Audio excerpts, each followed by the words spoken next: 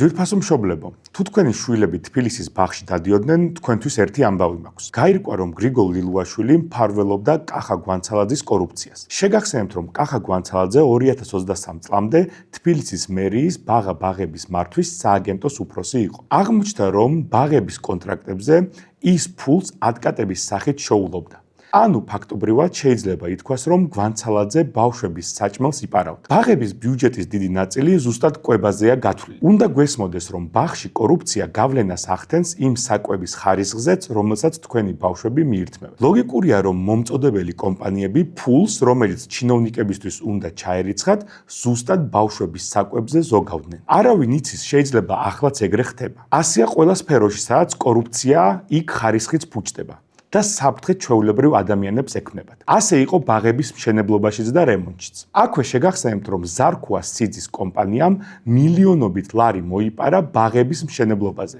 ესეც ქართულმა ოცნებამ თავად აღიარა. ხშირად ეგრეა, როდესაც ვამბობთ, რომ არ გვაინტერესებს პოლიტიკაში რა ხდება და პოლიტიკაში არ ვერევით, პოლიტიკა თავად მოდის ჩვენთან. დღეს კობახიძეს უთქვამს, რომ წინასწარი ინფორმაციით კალაძეს არ ქონია შემხებლობა ამ კორუფციასთან. თქვენი აზრი მაინტერესებს. ქალაქის მერს უნდა ეკისრებოდეს თუ არა პასუხისმგებლობა ამაზე. დაწერეთ თქვენი აზრი კომენტარებში.